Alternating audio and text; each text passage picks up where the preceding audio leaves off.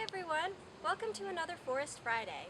This week we're joined by the founder of Cooperate WNC, Zev Friedman. Zev joins us on the forest floor of Earthaven Ecovillage. Let's go!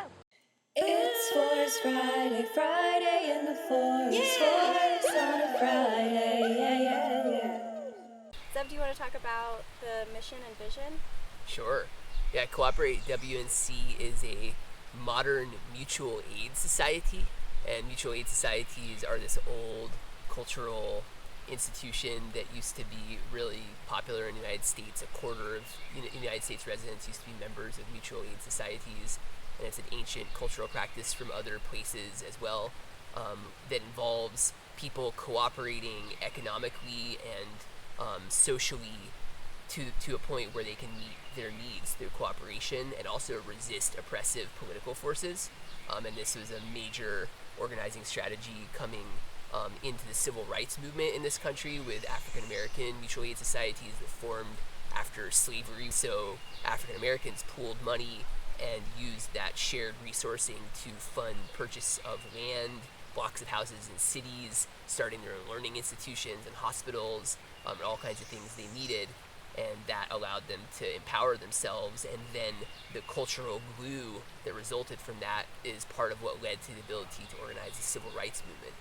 So that's what we're doing, is this kind of playing on the same pattern and the same insight that people pooling resources, taking care of each other, can also lead to the ability to have a larger amount of control over our own destiny. So Cooperate WNC is working as a regional mutual aid network to help people and organizations collaborate more effectively than we have been, pool financial resources and other resources, and then develop a coherent shared vision for the future. And what that's looking like is a network of physical community centers throughout Western North Carolina, where we work with existing centers of initiative where people are already getting organized and already have community centers, and help to add skills, add resources, give attention, create relationships to help those community centers then serve more functions. And how is this translating into a movement of climate resiliency? Yeah.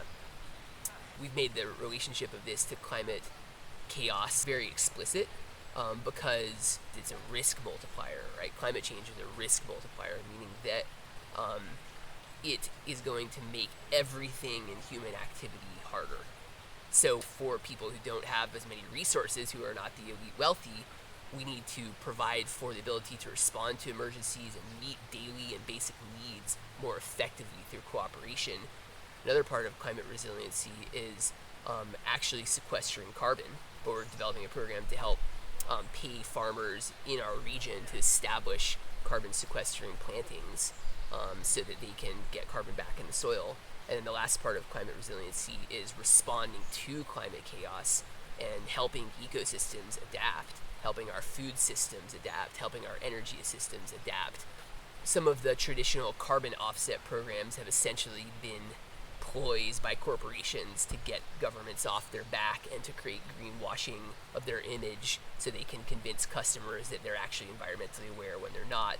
And the thing about international programs is that the people who are buying offsets are so far from the people who are planting trees that there's no connection. They never see where the people are being affected, where the landscape is being affected. They don't experience the benefits or the costs of those activities. So what we're doing is we're taking it home and we're saying, let's create a program where if I want to, say, take responsibility for the carbon footprint of my organization each year, I'm going to pay into this fund, which pays local farmers to recover marginalized and damaged farmland, reforesting those through especially what's called silvopasture. That's planting trees at low density in pastures that creates shade, starts to recreate topsoil, and the studies say that silvopasture is the single most effective way of sequestering carbon through farming systems in temperate regions in the world.